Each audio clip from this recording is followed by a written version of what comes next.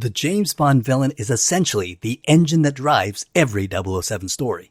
Without a brilliant, dangerous, and unforgettable antagonist, there really is no mission, no stakes, and no reason for Bond to suit up. The villain sets the tone of the entire film, shaping its style and scale, whether it's a world-ending plot, a personal vendetta, or a twisted psychological duel. Great villains challenge Bond in ways that test his skills, his morality, and even his identity, forcing him to evolve as a hero. Because Bond himself is so famously calm, cool, and controlled, the villain provides the personality and the flair and the dramatic fireworks that make each Bond film feel unique. In the end, the Bond film is measured by its villain. The stronger the antagonist, the better the movie becomes. So in this video, I'm going to rank the top 50 James Bond villains and their henchmen. I've included every main Bond villain, but for the henchmen, there's so many that I've only included the memorable ones. If I can't remember their names, I didn't include them. Sorry, I hope I didn't leave out your favorite, but if I did, let me know in the comments below. To start off, I'm going to give an honorable mention to Mr. White, portrayed by Jesper Christensen in Casino Royale. Mr. White could have easily been at the top of this list, but I really didn't know how to place him. He's not really so much as a villain in the movie as much as he is a narrative specter that haunts the Daniel Craig movies. But bonus points for the fact that he's essentially James Bond's father-in-law.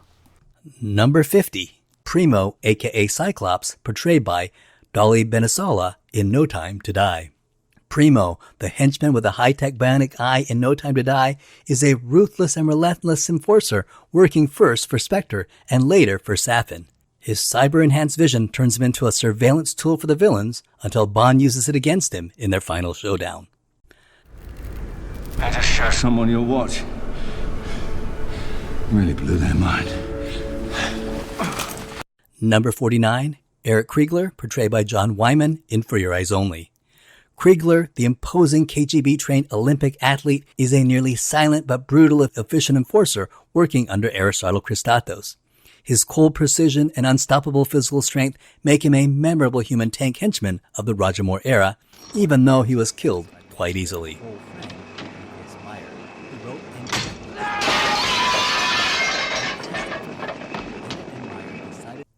Number 48, Ernst Stavro Blofeld, portrayed by Christoph Waltz in Spectre. And now for the worst main villain. Even casting one of the finest actors of our generation couldn't save one of the weakest Bond villains. It's been a long time. And finally, here we are. What took you so long?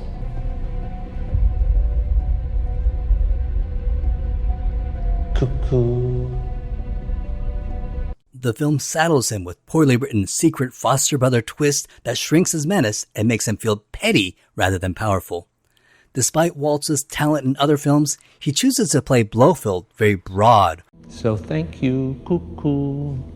While the script gives Blofeld very little depth, leaving him a vague off-screen mastermind with a bizarre motivation and no memorable plan. Number 47, Lucifer Safin, portrayed by Rami Malek in No Time to Die. Another great actor that disappointed us. Safin's motivations are vague, inconsistent, and never fully explained, leaving him more like a collection of creepy mannerisms than a coherent antagonist for Bond. Despite Rami Malek's talent as an actor, the script sidelines him for most of the film, giving Bond a villain who feels disconnected from the emotional core of the story, and whose world-ending bioweapon plan lacks both clarity and impact. Number 46, Dominic Green, portrayed by Matteo Almeric in Quantum of Solace. Dominic Green lacks any physical threat, lacks a larger-than-life presence, and does not have a memorable personality. I knew we shouldn't have slept together. I think I'm starting to like you. So you did just try and have me killed? And that made me very sad. He comes off more like a nervous middle manager than a criminal mastermind, and his evil plan to monopolize Bolivia's water supply may be realistic, but it feels small and bland and visually unexciting compared to the iconic operatic schemes expected from a Bond villain. Number 45, Ernst Stavro Blofeld, portrayed by Charles Gray in Diamonds Are Forever. Blofeld in Diamonds Are Forever is a campy, almost comedic villain who goes around disguised in a dress. The idea of Blofeld's minions getting plastic surgery to look like him is intriguing. After all, I wouldn't know which one of you to kill. We appreciate your predicament, Mr. Bond. We deeply sympathize. Absent is the menace he had in the earlier movies, making this version of Blofeld one of the franchise's least intimidating and least memorable incarnations.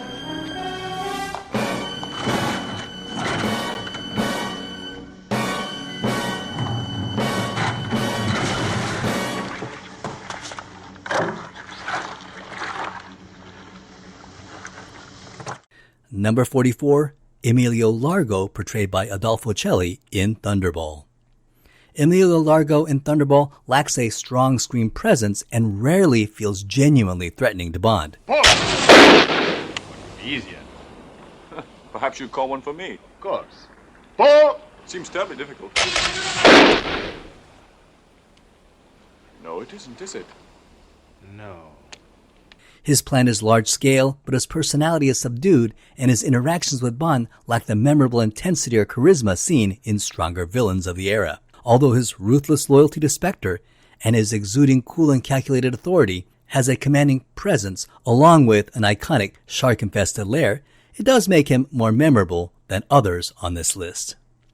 Number 43, Brad Whitaker, portrayed by Jodan Baker in The Living Daylights. Whitaker lacks the menace, charisma, and screen presence and comes across more like a quirky side character than a true final boss. His climactic battle with Bond feels anticlimactic and somewhat small-scale, but his obsession with military history, his toy soldier fantasies, and delusional self-image create a unique, eccentric antagonist unlike anyone else in the franchise. Should have known you'd take refuge behind that British vulture Wellington. You know he had to buy German mercenaries to beat Napoleon. What?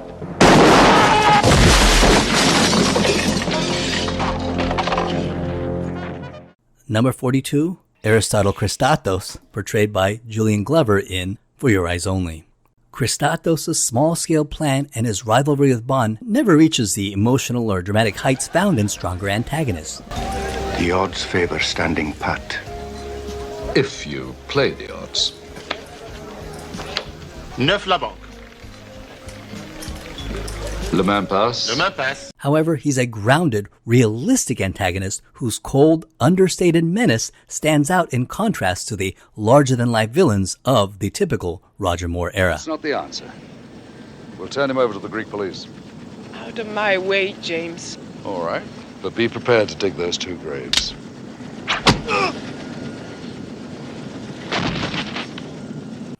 Number 41, Georgy Koskov, portrayed by Jeroen Krabbe in The Living Daylights. Koskov never feels dangerous, and he appears more cowardly and comedic than threatening, making it hard to take him seriously as a mastermind behind the film's conspiracy. Scouring plug to clean out the pipeline. This one's been specially designed to carry a man. Pipeline? There must be another way. Relax, Yogi. Our engineers have spent months perfecting this. How many times have you done this before? You're the first. But his oily charm and fake defector scheme make him unpredictable and slippery. I told you the British believe me. I told you. Yeah. I told you. And makes him very entertaining every time he's on screen. Number 40, Richard Stamper, portrayed by Gotts Otto in Tomorrow Never Dies. Stamper, the protege of Dr. Kaufman, is a cold, relentless physical enforcer whose pain-enhanced condition makes him nearly unstoppable and genuinely intimidating in every confrontation. I owe you an unpleasant death, Mr. Bond. His loyalty to Elliot Carver and his emotionless brutality makes him a memorable and formidable enemy to Pierce Brosnan's Bond. Number 39, Knick Knack, portrayed by Hervé Villachet in The Man with a Golden Gun. He's clever, mischievous, and constantly plotting, even against his own boss, giving the film a playful unpredictability. His unique partnership with Scaramanga and his ability to steal nearly every scene he's in makes him one of the most memorable side villains in the entire franchise. And bonus points for introducing the world to the actor that would one day play the iconic tattoo on Fantasy Island. 38, Emile Leopold Locke, portrayed by Michael Gothard in For Your Eyes Only. Locke is a cold, silent assassin whose emotionless brutality makes him genuinely unsettling. Despite a very short time on screen, his presence adds a darker, more grounded menace to the film that is very memorable. The second you see him on screen, you know he means bad news. And bonus points for Bond killing him in one of the coolest moments in Roger Moore's entire career as 007. You left this with Ferrara, I believe.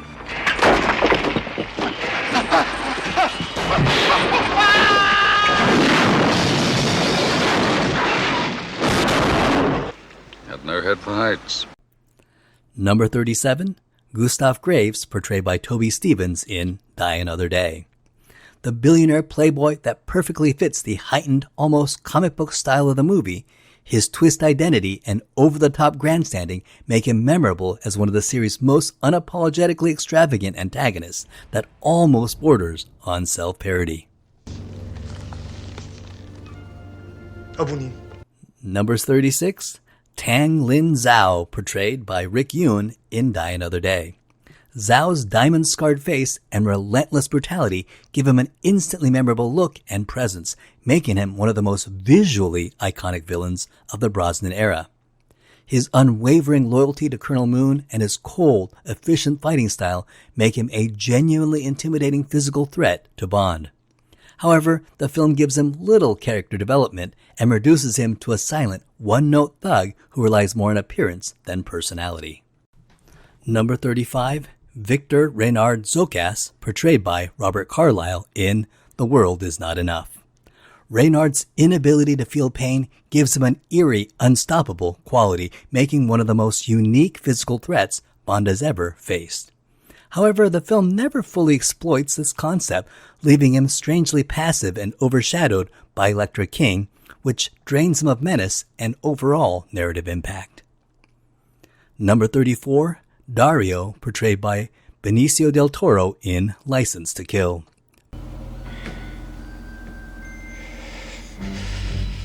Where's my wife? Don't worry. We gave her a nice honeymoon. Benicio del Toro gives Dario a chilling, unhinged energy that makes every scene he's in feel dangerous and unpredictable. His cruelty and loyalty to Sanchez and memorable moments, especially in the bar and on the conveyor belt, make him one of the most disturbing and effective henchmen of the series. You're dead. You took the words right out of my mouth.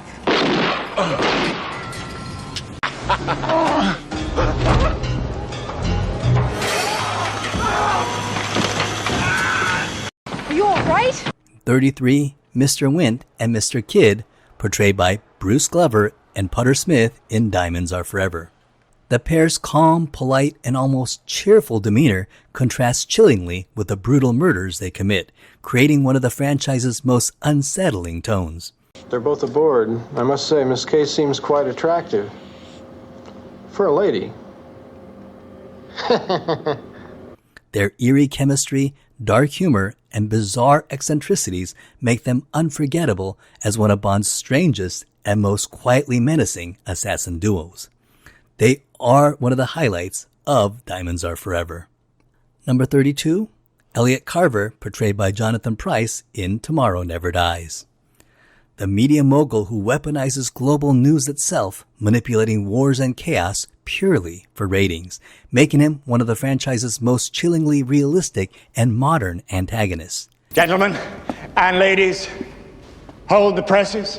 It seems a small crisis is brewing in the South China Seas. I want full newspaper coverage. I want magazine stories. I want books. I want films. I want TV. I want radio. I want us on the air 24 hours a day. This is our moment.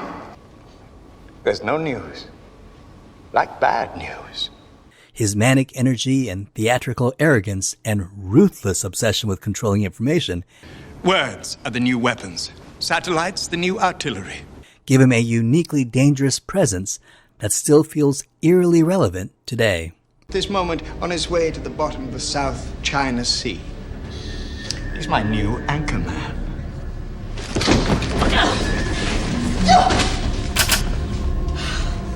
Hey,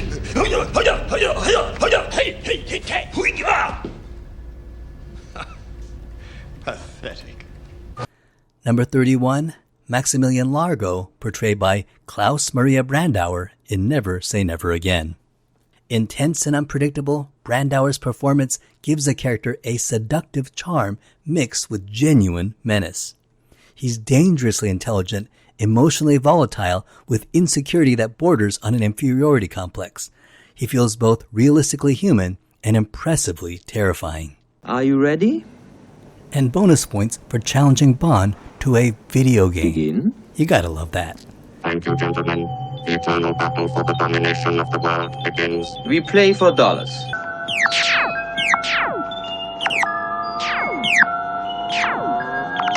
Who wins $9,000? Gave me a shock. Number 30, Irma Bunt, portrayed by Ilse Steppet in On Her Majesty's Secret Service.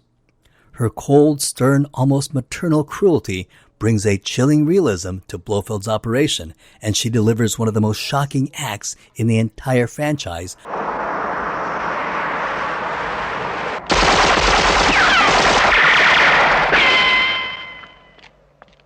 It's Blofeld. By orchestrating Tracy Bond's tragic death at the end of the movie. Number 28, Teehee, portrayed by Julius Harris in Live and Let Die. Teehee's mechanical claw hand and gleefully sadistic personality make him one of the most visually distinctive and fun henchmen of the Bond franchise. Julius Harris brings a charismatic, almost playful menace to the role. 27, Gobinda, portrayed by Kabir Bedi in Octopussy. Gobinda is the brutally efficient, fiercely loyal bodyguard to Kamal Khan and carries a quietly intimidating aura. He can crush dice with his hands and nearly kills 007 with sheer strength and determination. BJ, we have company. No problem. This is a company car. However, Bond is able to outfight him on top of a flying airplane.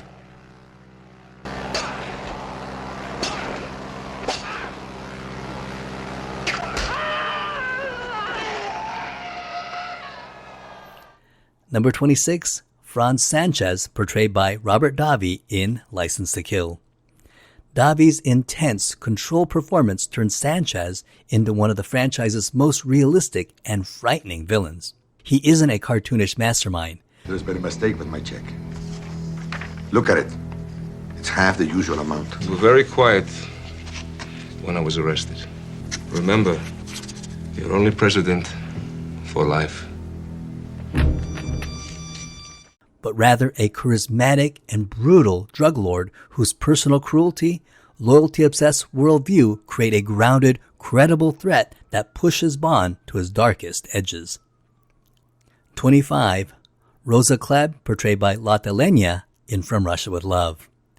Rosa Klebb is considered one of the greatest Bond henchmen because her icy demeanor, ruthless discipline, and iconic poisoned shoe blade make her both terrifying and unforgettable, embodying the cold, calculating menace of the early Bond villains that set the tone for every henchman to follow her. He seems fit enough. Have him report to me in Istanbul in 24 hours. Number 24, Dr. Kaufman, played by Vincent Schiavelli in Tomorrow Never Dies. Kaufman is chillingly polite and professional even while committing torture and murder, turning his calm demeanor into something deeply unsettling. I am a professor of forensic medicine. Believe me, Mr. Bond, I could shoot you from Stuttgart and still create the proper effect. His brief appearance steals a scene in Tomorrow Never Dies, showcasing a darkly comedic, memorable assassin who leaves a lasting impact despite limited screen time. Recall 3, send.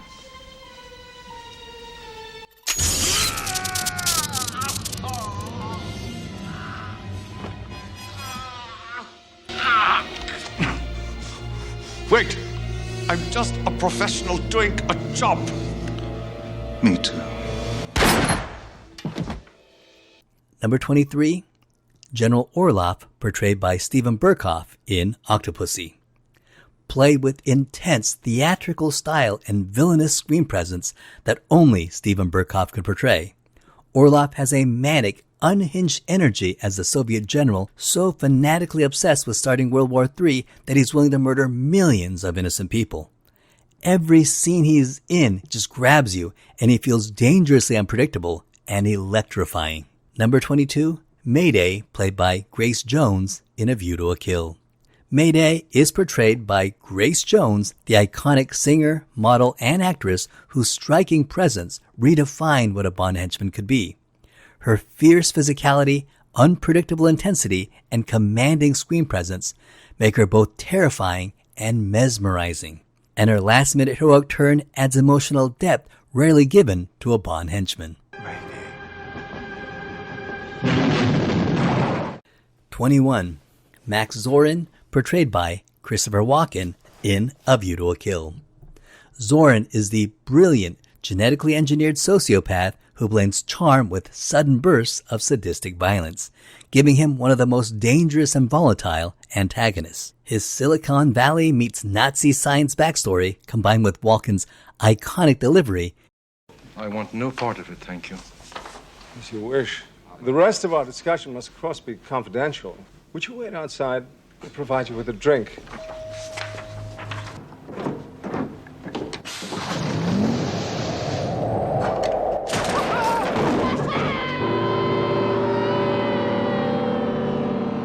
Does anybody else want to drop out? And the sheer audacity of the plot to destroy Silicon Valley itself makes Zorn one of the most charismatic and entertaining Bond villains. Number 20, Ernst Stavro Blofeld, portrayed by Telly Savalas in On Her Majesty's Secret Service. An unusually physical, hands-on menace for a Bond mastermind, he comes across like both the main villain and the henchman, and he's every bit as dangerous as he is intellectual.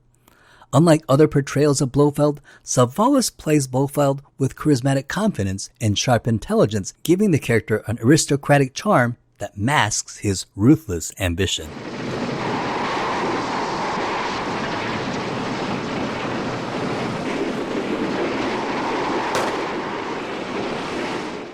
He's also directly responsible for the tragedy that ends the film, making him one of the most emotionally impactful antagonists in the entire series. Number 19, Baron Samedi, portrayed by Geoffrey Holder in Live and Let Die. Baron Samedi brings an unforgettable blend of supernatural flair, eerie charisma, and theatrical menace that no other henchman in the series has matched. His sinister laughter, voodoo mystique, and larger-than-life physicality make him both terrifying and iconic. So memorable, in fact, that even his ambiguous, immortal ending feels perfectly in line with the character. Number 18, Kamal Khan, portrayed by Louis Jourdan in Octopussy. Jourdan's elegant, controlled performance gives Kamal Khan an unforgettable aristocratic menace as the exiled Afghan prince who cheats at backgammon. It's all in the wrist. He combines old-world refinement with cold, calculating cruelty, making every polite smile feel like a genuine threat. Spend the money quickly, Mr. Bond. I intend to, Kamal Khan. His partnership with Octopussy, and then his double-crossing nuclear plot. You have a nasty habit of surviving. Well, you know what they say about the fittest? Show him as both sophisticated and ruthlessly ambitious, giving him a layered villainy. Number 17, Karl Stromberg, portrayed by Kurt Jürgens in The Spy Who Loved Me. Karl Stromberg's aristocratic demeanor hides a chilling, deranged vision for humanity. He's not after money or power, but the total destruction of the world above to create his own underwater civilization. His massive, beautifully designed lair, Atlantis, is one of the most breathtaking villain fortresses in the series, instantly making him feel larger than life. And despite his quiet manner, Stromberg commands absolute authority, unleashing submarines and assassins and warships with an eerie, composed ruthlessness that makes him unforgettable.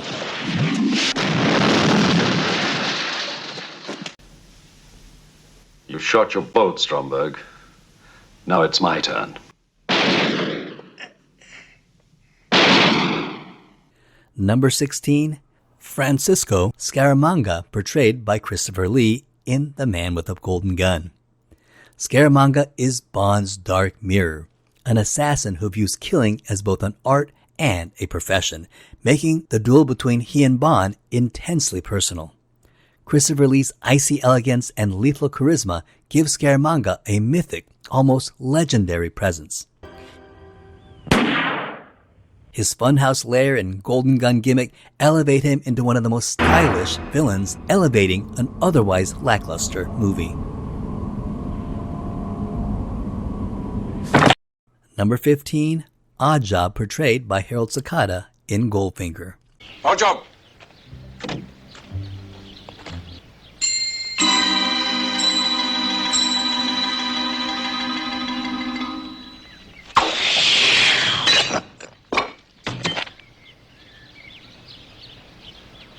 Oddjob's silent and unstoppable presence and iconic steel-rimmed bowler hat make him instantly legendary, giving Bond one of his most visually striking and physically intimidating foes.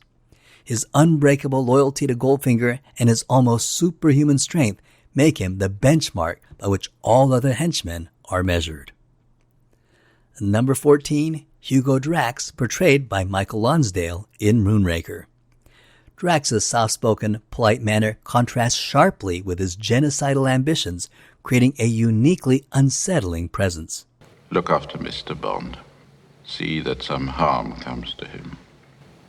His grandiose plan to wipe out humanity and repopulate Earth from his space station gives him one of the largest, most operatic villain schemes in the entire franchise, and his cold, deadpan one-liners, You defy all my attempts to plan an amusing death for you, make him instantly memorable as one of the franchise's most quietly terrifying foes. At least I shall have the pleasure of putting you out of my misery.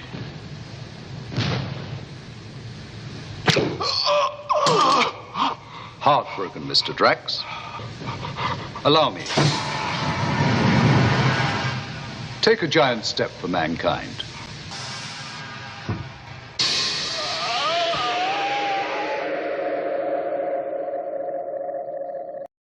Number 13, Fiona Volpe, portrayed by Luciana Paluzzi in Thunderball. And when Fiona Volpe appeared in Thunderball, she completely flipped the Bond girl converts to the hero side trope on its head. She was created as an answer to Pussy Galore. She mocks Bond's attempts to seduce her and stays loyal to Spectre to the bitter end. Fierce, intelligent, stylish, and utterly ruthless, Fiona steals every scene she's in and brings a level of danger and charisma and sexual power that reshape what a female villain in the series should be.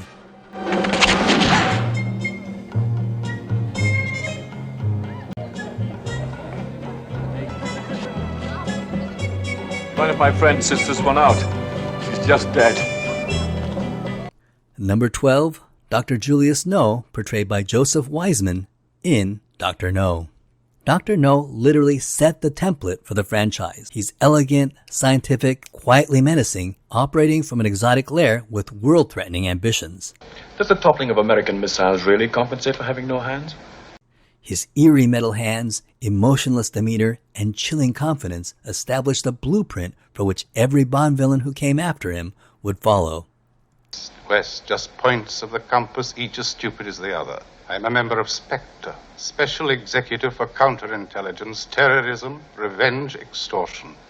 The four great cornerstones of power, headed by the greatest brains in the world.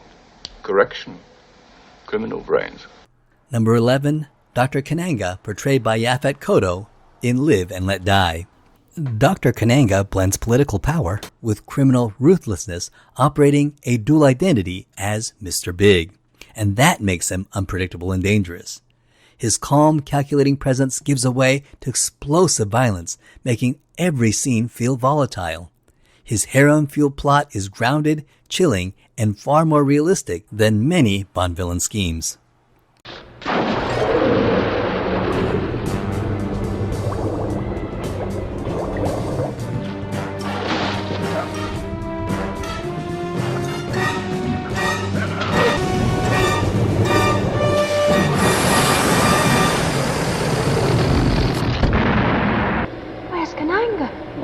did have an inflated opinion of himself. Number 10, Fatima Blush, portrayed by Barbara Carrera in Never Say Never Again. Fatima Blush is flamboyant, sadistic, and delightfully over the top, stealing every scene she's in with her lethal style and unhinged confidence. She mixes seduction with pure chaos, giving Connery's Bond one of his most unpredictable and dangerous adversaries.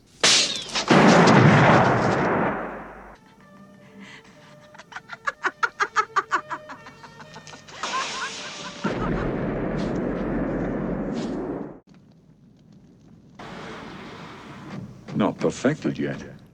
Number 9, Electra King, portrayed by Sophie Marceau in The World Is Not Enough. Now, an argument could be made to place Electra King on the list of Bond girls, but I feel she's one of the greatest Bond villains.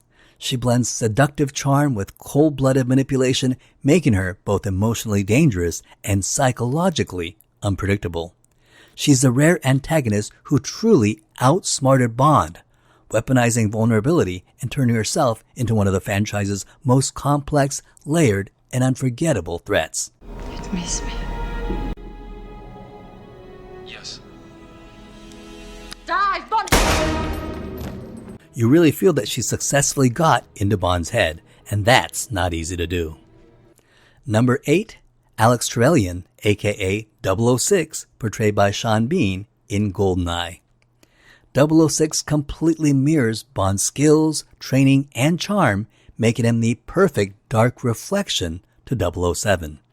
His personal vendetta, combined with Sean Bean's icy charisma, makes him one of the franchise's most worthy villains and helped properly introduce the world to Pierce Brosnan's Bond. For England, James? No. For me.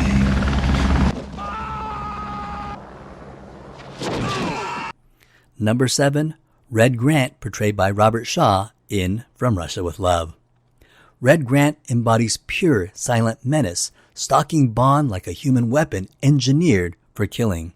He is the opposite number of Sean Connery's James Bond, and his brutal, claustrophobic fight with 007 aboard the Orient Express is still considered one of the most intense and realistic hand-to-hand battles in the entire franchise and arguably in all of cinema. Number 6, Jaws, portrayed by Richard Kiel in The Spy Who Loved Me. Jaws. Every person who even comes into contact with that microfilm is to be eliminated. Jaws, with his enormous size, metal teeth, and silent, unstoppable presence, makes him feel like a living horror movie monster dropped into a spy thriller. He's both terrifying and oddly charismatic, creating an unforgettable screen persona without even saying a single word. He works far better in The Spy Who Loved Me because he's portrayed as a deadly, relentless assassin with real menace, whereas Moonraker turned him into a broad comedy and gave him a goofy romance arc that undercut the fearsome mystique that made him so iconic in the previous film. Well, here's to us. Still, it didn't ruin the fact that he's still fantastic in The Spy Who Loved Me. Number 5, Raul Silva, portrayed by Javier Bardem in Skyfall. Raul Silva, played brilliantly by Javier Bardem, is a top-tier Bond villain, blending chilling unpredictability with deeply personal vendetta that pushes Bond into psychological territory no villain had touched before. His flamboyant charisma and eerie calm make every scene feel like a controlled explosion, especially his unforgettable monologues. Destabilize a multinational by manipulating stocks, but easy. Interrupt transmissions from a spy satellite over Kabul. Done. Rig an election in Uganda, all to the highest bidder. Well, everybody needs a hobby. And the shocking reveal of his cyber-augmented jaw. He feels like a dark mirror of Daniel Craig's Bond, a broken agent shaped by betrayal, revenge, and a twisted sense of loyalty. Number 4, Xenia Onatop, portrayed by Famke Janssen in GoldenEye. Xenia Sergeyevna Onatop. Onatop? Onatop. Onatop is one of the most unforgettable Bond villains, combining lethal elegance with a wildly unhinged, sadistic energy that makes every scene electric. And when she and Bond fight, we don't know if they're fighting or making love. And you get the feeling, neither does Bond.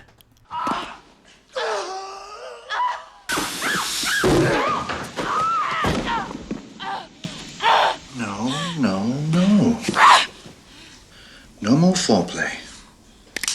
Her signature method of killing, crushing men with her legs, instantly became iconic and perfectly captured the heightened, over-the-top style of GoldenEye, but somehow never crossed into ridiculous territory. She steals every moment she's on screen, blending danger, sex appeal, and insanity into one of the most stylish henchwomen of the entire Bond franchise. Number 3, Auric Goldfinger, portrayed by Gert Frobe in Goldfinger. This is gold, Mr. Bond. All my life I've been in love with its color, its brilliance, its divine heaviness. I think you've made your point, Goldfinger. Thank you for the demonstration. Choose your next witticism carefully, Mr. Bond. It may be your last.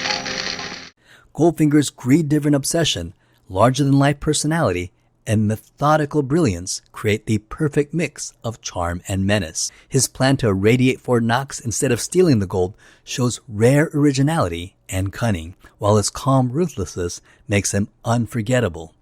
And bonus points for that iconic moment with a laser table and his famous line, "Do you expect me to talk?" No, Mr. Bond, I expect you to die. Goldfinger became the template for virtually every Bond villain that followed. Number 2, Chiffre, played by Mads Mikkelsen in Casino Royale. The most effective of Bond villains, his cold, calculating intelligence and quiet menace make every scene feel tense and unpredictable. His vulnerability, being financially desperate and constantly under pressure from those he owes, added a layer of realism that grounded Casino Royale in a more human, gritty world. His unforgettable signature touches, like his tear duct defect and his icy poker face, Weeping blood comes merely from a derangement of the tear duct, my dear General. Nothing sinister. instantly cemented him as a modern classic villain. Cool. Call, please. Full house. Kings and aces. Monsieur Le Chiffre?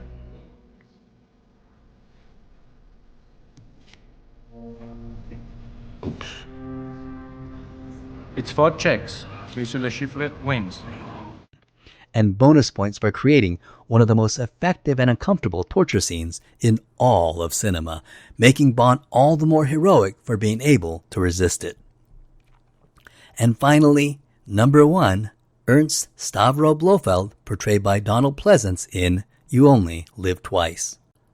Donald Pleasance's Blofeld set the definitive template for the modern cinematic supervillain. His bald head, scarred face, soft voice, superior intellect, and icy calm created an instantly iconic image that's been parodied, copied, and referenced for over 50 years. But, all I'm saying, they're gonna get away. Knock, knock. Who's there? His quiet, almost surgical cruelty, combined with his cat-stroking elegance and massive volcano lair, elevated Bond villains from simple criminals to operatic masterminds. They told me you were assassinated in Hong Kong. Yes, this is my second life. You only live twice, Mr. Bond. More than any other antagonist, Pleasance's performance shaped the entire Bond franchise's identity. No, the entire spy genre's identity, making him the most influential, recognizable, and era-defining villains in 007 history. Well, that ends my list of the top 50 Bond villains. Let me know, do you agree? Did I miss any of your favorites? Please let me know in the comments below. That ends this video. Thank you so much for watching. I hope you had a great time.